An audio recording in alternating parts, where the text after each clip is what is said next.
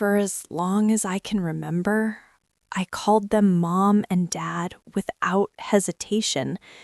It came naturally, like breathing. Our house wasn't big, but it was always warm. The walls smelled like old books and coffee, and the wooden floor creaked in a way that made the place feel alive. I grew up believing I belonged there, that I was wanted, that I was theirs. My childhood memories are stitched together with ordinary moments. Dad teaching me how to ride a bicycle on the cracked pavement outside our home, his hands steady on the seat until suddenly he let go. I remember wobbling, screaming, and then laughing when I realized I was riding on my own. Mom clapped from the porch, yelling my name like it was her favorite word in the world. At school events, they were always there, front row, every time. When other kids complained their parents were too busy, I felt secretly proud. Mine never miss anything, I used to think. When I won a debate competition at 16, Mom cried harder than I did. Dad framed the certificate and hung it in the living room, right next to family photos. Photos where I stood between them, smiling, their arms wrapped around my shoulders. I never questioned my place in that picture. After college, I moved back home to save money. That's when things started to feel off. Subtle at first, small silences, pauses in conversations that used to flow easily. When relatives visited, Mom suddenly became overly attentive, hovering around me like she was guarding a secret. Dad, who used to tell long stories at dinner, grew quiet, his eyes lingering on me longer than necessary, as if he was searching for something he'd lost. I told myself I was imagining it. Parents get weird when their kids grow up, right? Then came my 20th birthday after graduation. Mom insisted on a family-only dinner. No friends, no cousins, just us. She cooked all my favorite dishes, but her hands trembled while setting the table. Dad barely touched his food. The air felt heavy, like the house was holding its breath. Halfway through dinner, Mom reached across the table and held my hand. "We need to talk," she said. Those 4 words should have warned me, but I smiled instead. "About what?" I asked casually. Dad stood up abruptly and walked to the window, turning his back to us. Mom swallowed hard, her eyes glossy. "There's something we should have told you a long time ago." My chest tightened. I laughed nervously. "You're scaring me. Is this about money or—" "You're not our biological son." The words didn't land immediately. They floated in the air, meaningless, like a sentence in a language I didn't understand. "I'm sorry? What?" Mom squeezed my hand harder. "We adopted you when you were a baby." The room spun. My ears rang. I stared at her face, my mother's face, searching for a crack, a smile, anything that would tell me this was a joke. Dad finally turned around. His eyes were red. "We love you," he said quickly. "That never changed." But something had already shattered inside me. Adopted. The word echoed in my head, louder and louder. 20 years. 20 years of birthdays, school plays, scraped knees, bedtime stories, and now this? My voice came out shaky. "Why are you telling me now?" Mom opened her mouth to answer, but before she could speak, Dad said something that made my blood run cold. "Because someone else is coming back." And in that moment, I realized the truth they were hiding was far bigger than adoption. Dad's words echoed in my head like a gunshot. "Someone else is coming back."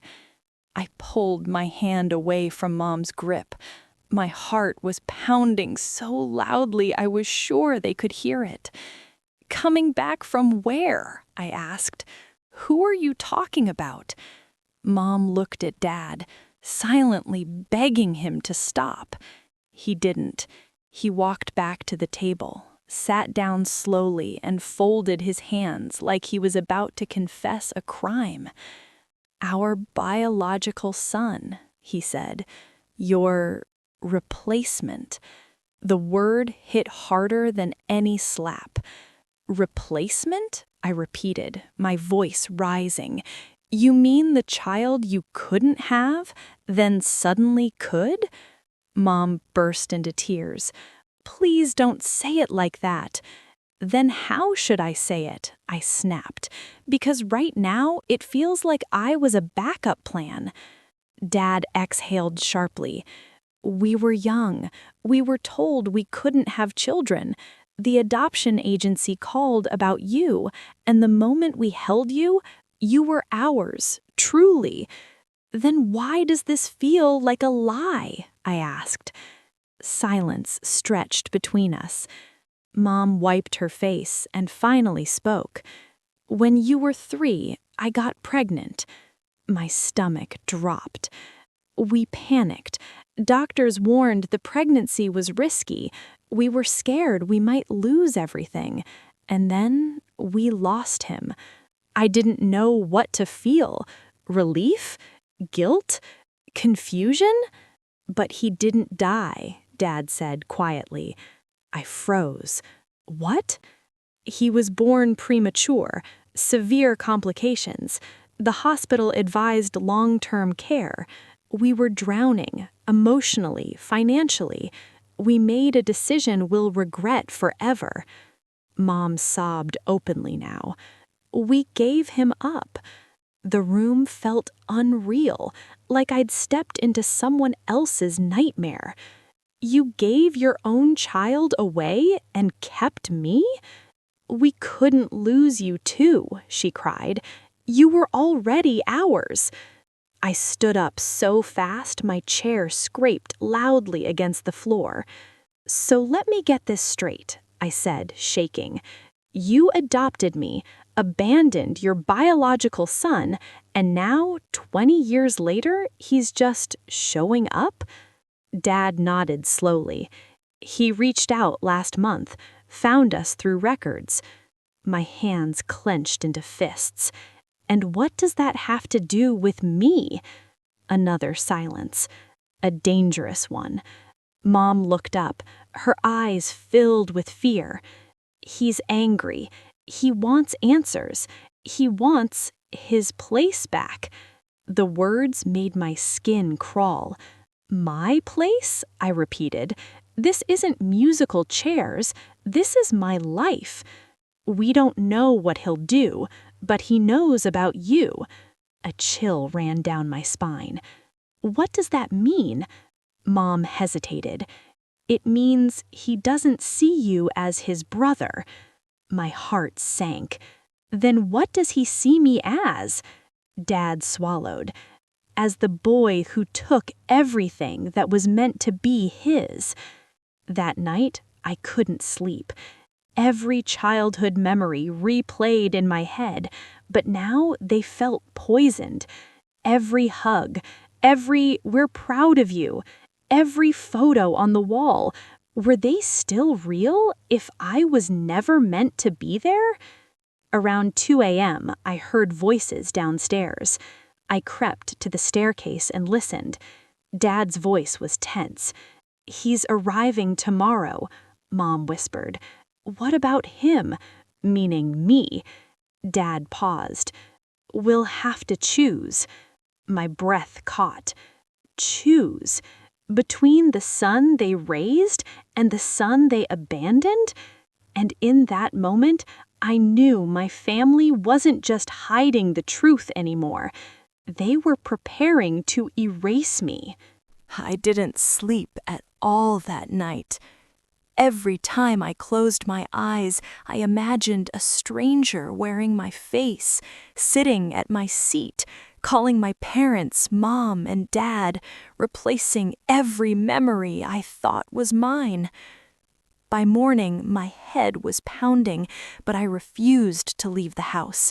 If someone was coming to take my place, I would be there to see it. Mom cleaned obsessively, wiping already clean surfaces. Dad pretended to read the newspaper, though his hands shook. No one spoke to me. That silence hurt more than yelling ever could. At noon, the doorbell rang. Mom froze. Dad stood up slowly, like his body weighed 100 kilos. "I'll get it," he said. I followed him to the door. I didn't care if they wanted to protect me. I deserved to see the truth. Dad opened the door. He was tall, taller than me, broad shoulders, dark hair, sharp eyes that scanned the house like he was already measuring it. He looked nothing like Dad, but when his gaze landed on Mom, I saw it. The same eyes, the same jawline. "Hello," he said, calmly. "I'm Daniel." Mom's breath caught. Her hand flew to her mouth. "Oh my God!" She stepped forward, but Daniel took a step back. "Don't," he said. "Not yet." Then his eyes moved to me. "So," he said slowly, "you must be him." I felt my chest tighten. "I have a name." He smirked. "I'm sure you do." Dad cleared his throat nervously. "Daniel, this is—" "I know who he is. I've done my homework." The tension was unbearable. Mom invited him in, but the warmth she once offered me was gone, now focused entirely on him. She brought out old photo albums, hospital records, things I'd never seen. "I kept everything," she said, her voice trembling. "I never stopped thinking about you." Daniel flipped through the albums without emotion. "You kept this," he said, holding up a baby picture, "but you kept him." The words sliced through me. I finally spoke. "I didn't ask for any of this." Daniel turned to me, eyes cold. "Neither did I." Lunch was a disaster. Every sentence felt like a test. Mom asked Daniel about his life, his job, his childhood.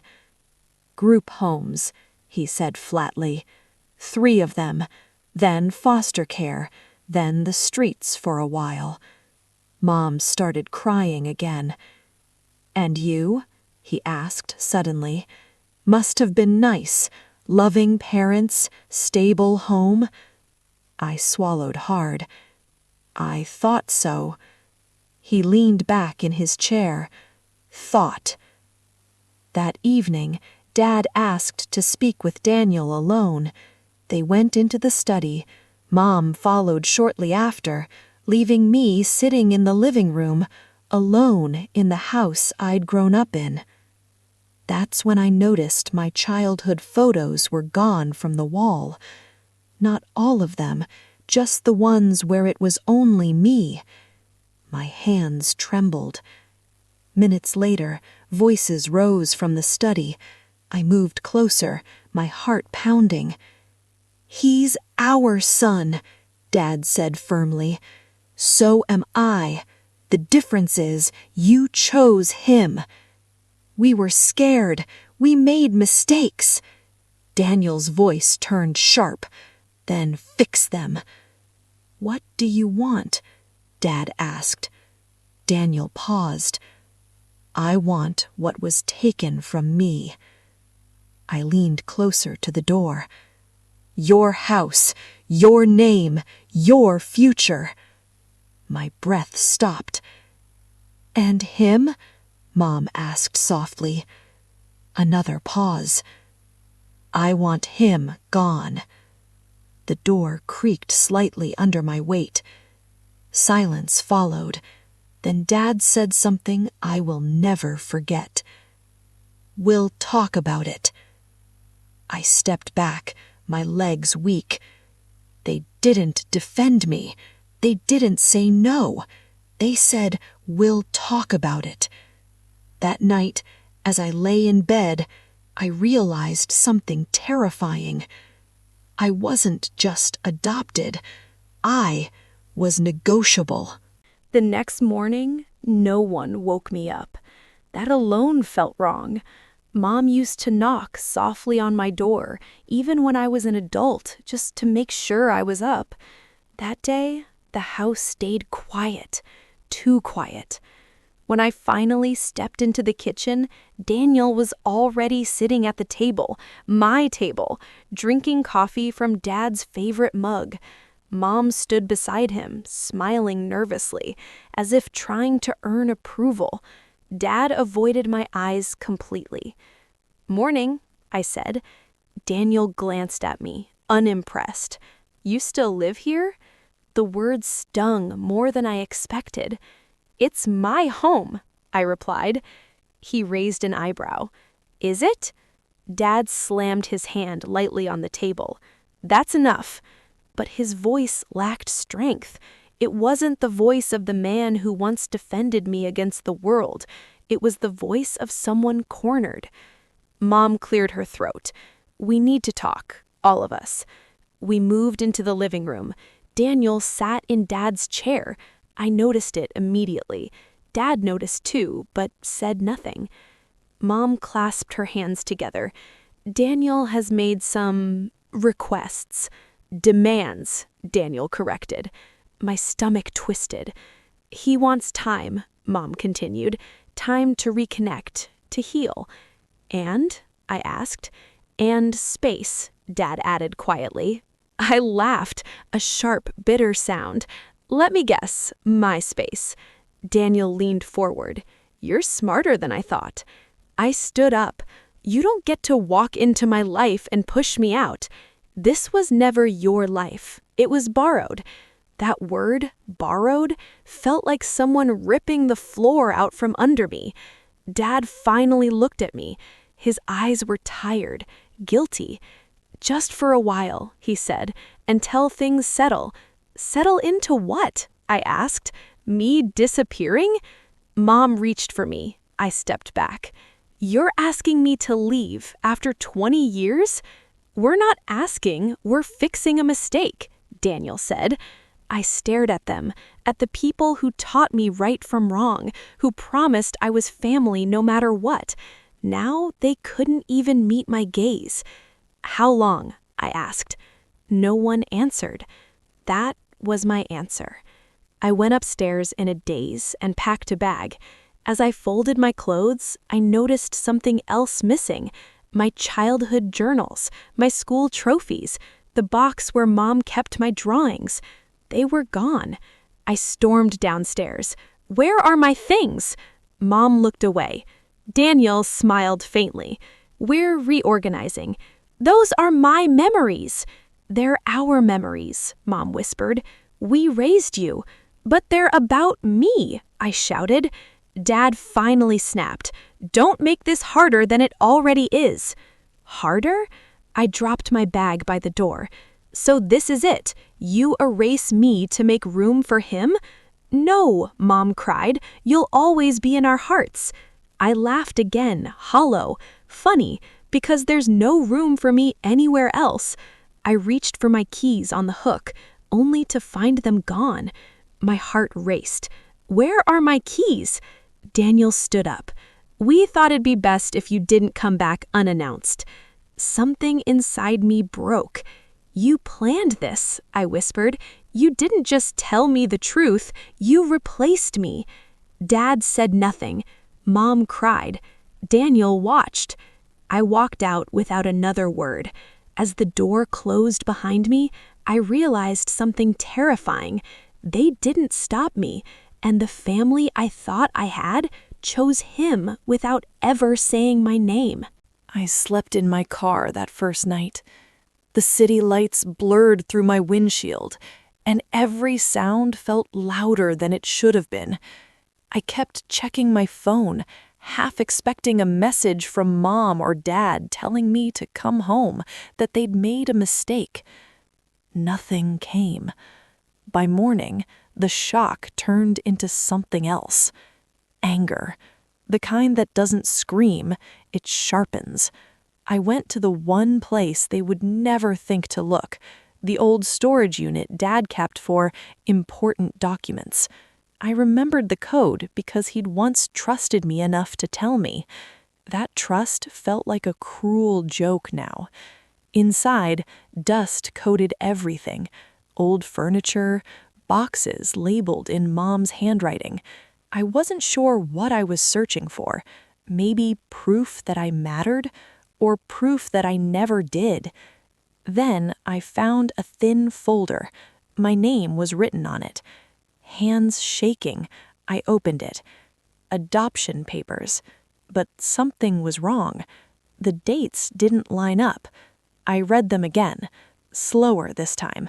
According to the documents, I wasn't adopted because they couldn't have children. They already had one. Daniel. The truth hit me like a punch to the gut. They hadn't adopted me out of desperation. They adopted me out of convenience. The papers revealed more.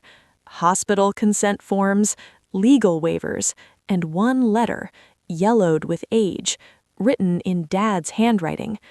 We are not prepared to raise 2 children. One must be enough. One must be enough. I sat on the concrete floor and laughed bitterly. I wasn't a miracle. I was a compromise. As I dug deeper, another document fell out. A legal agreement, one that made my heart stop. A clause regarding inheritance. Everything was split equally between all legal dependents, adopted or biological, which meant something Daniel didn't know. I wasn't disposable. Legally, I was their son. And then I found the final page, a handwritten note from Mom. If he ever finds out, I hope he forgives us. No apology, no explanation, just hope. That's when I made a decision. I wasn't going to beg for love that could be negotiated. I was going to protect myself. That afternoon, I met with a lawyer. I laid everything out, the adoption, the eviction, the pressure. He leaned back in his chair. He can't legally remove you without notice, and your status as their adopted son is permanent. Permanent. For the first time since that dinner, I felt steady. That evening, my phone finally buzzed. Dad, we need to talk. I didn't reply. Instead, I drove past the house. Daniel's car was in the driveway. My old bedroom light was on. Someone else was living my life. But now I had something they didn't expect. The truth. And leverage. As I pulled away, my phone buzzed again, this time from an unknown number. You don't belong there, the message read, and soon everyone will know why. My hands tightened on the wheel, because if Daniel thought he could erase me quietly, he was about to learn how dangerous the truth can be. We'll expose Daniel's next move and the secret he doesn't know I've discovered. That message stayed burned into my mind all night. You don't belong there. I didn't reply. I didn't need to. I already knew Daniel's goal wasn't reconciliation.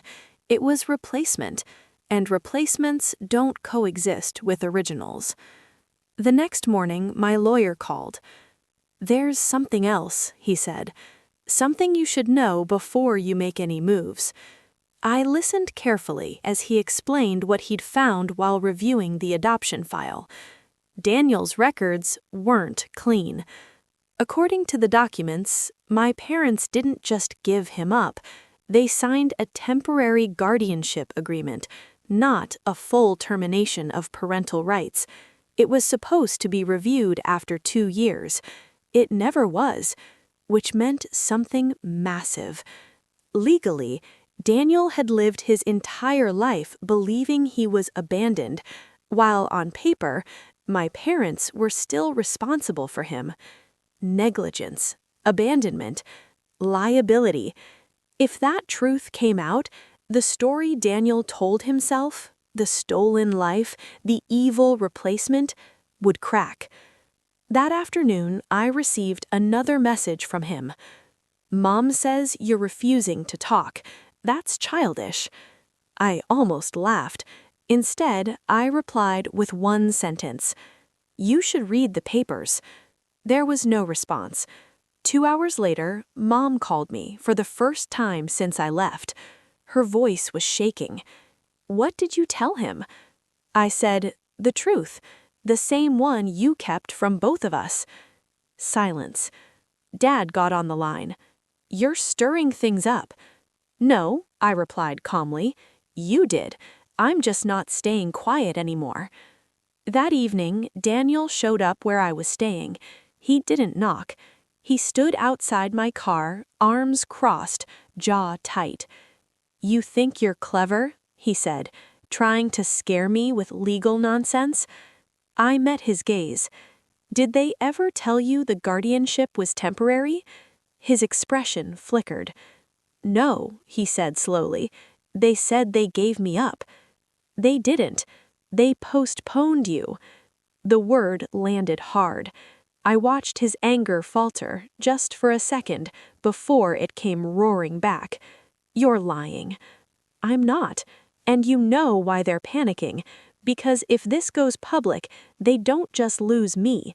They lose everything." His fists clenched. "So what now? You want me gone?" I shook my head. "No, I want the truth out for both of us."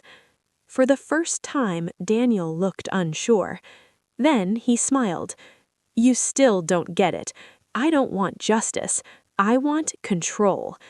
That's when he leaned in and whispered something that made my blood run cold. "They already signed the house over to me." I felt the air leave my lungs. "You're lying." "They were scared," he said, smugly. "Scared of losing me again. Scared of what I might do." Rage surged through me. "You manipulated them." "I learned from the best. They taught me abandonment first." As he walked away, my phone buzzed. A notification from my lawyer. "Emergency. Call me now." When I did, his voice was urgent. "They filed new paperwork this morning, and if it goes through, you won't just lose the house." "What else is there to lose?" I asked bitterly. He paused. "Your legal status as their son." My heart pounded, because now I understood the truth. This wasn't about who belonged. It was about who would survive the lie. I arrived at the house early the next morning. Lawyer by my side, documents in my bag, and 20 years of memories weighing on my chest. They didn't expect me. Mom opened the door and froze. Dad stood behind her, pale. Daniel was already inside, sitting comfortably like a king who'd won the throne. "You shouldn't be here," Mom whispered. "I live here," I said calmly, "legally." Daniel laughed. "Not for long." We sat around the same dining table where my world had cracked weeks ago. Only this time, I wasn't confused. I wasn't begging. I was ready. Dad cleared his throat. "We filed paperwork to simplify things." "Terminate my adoption," I said plainly. Mom broke down. "We didn't want it this way." "But you chose it," I replied. Again. Daniel leaned back. "Let's not pretend this is emotional. It's practical. One real son, one future." I placed the folder on the table and slid it forward. "Then let's be practical." Dad opened it first. His hands started shaking almost immediately. "What is this?" Mom asked. "The guardianship agreement, the one you never finalized, the one proving Daniel was never legally abandoned." Daniel's smile vanished. "That's impossible," he snapped. "It's not," my lawyer said calmly, "and if this goes to court, the narrative changes from tragic adoption to parental negligence." Silence swallowed the room. Dad looked like he'd aged 10 years in 10 seconds. "You said this was handled," Dad whispered to Mom. She couldn't look at him. Daniel stood up abruptly. "So what? You think this gives you power?" "No," I said. "It gives us a choice." He turned to our parents. "Don't listen to him. He's manipulating you." I met Mom's eyes. "I never asked you to choose between us. You did that on your own." Tears streamed down her face.